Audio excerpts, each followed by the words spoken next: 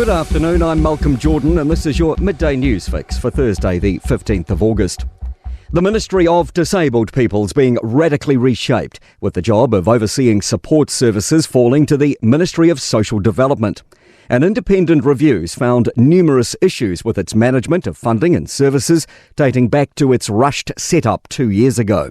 Support services will be moved to MSD by October, leaving the Ministry of Disabled People as a standalone department focused on advocacy.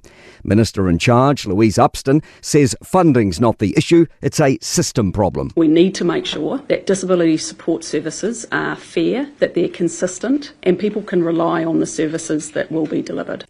Adrian Orr insists yesterday's OCR cut didn't come out of the blue. Several economists have criticised the Reserve Bank for changing its forecasts since May, after previously forecasting a potential hike.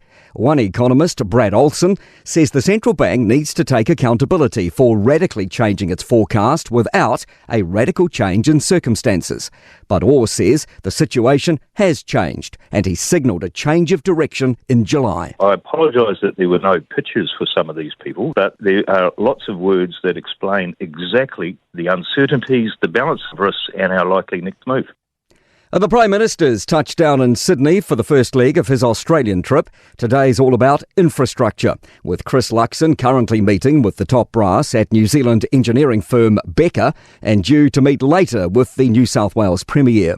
Political editor Jason Walls is travelling with the PM. Luxon has a particular interest in all things infrastructure in Sydney, saying the state government's been able to execute public-private partnerships very well, and he wants to learn from their experiences. Later tonight, he'll deliver a highly anticipated foreign affairs speech at the prestigious Lowy Institute, his first major speech on foreign policy since becoming Prime Minister. Police will be working with other agencies to figure out how meth-laced lollies made it to the Auckland City Mission. The fake Rinda brand pineapple sweets were donated to the mission last month and given out in food parcels. They each contain up to 300 doses of methamphetamine. At least 8 families tasted them and 3 people who needed medical assistance are all out of hospital.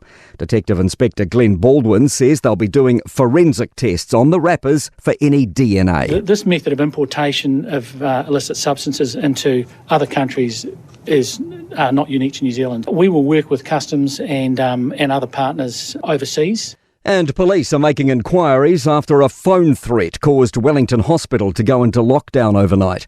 Police were called to the hospital just after 3:30 this morning after a person made threatening comments. The lockdown was lifted at 6 a.m.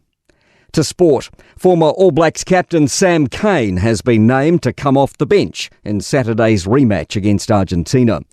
The Steel have snapped up another tactics player for next season's ANZ Premiership. Shooter Alia Dunn will join Kimiora Poi at the franchise. And Swedish pole vaulter Armand Duplantis and Norwegian 400-metre hurdler Karsten Warholm, both world record holders in their respective disciplines, are set to square off in a 100-metre exhibition race next month in Zurich. I'm Malcolm Jordan, that's your latest news fix. We'll be back with the next update at 5 p.m. from the Newstalk ZB newsroom.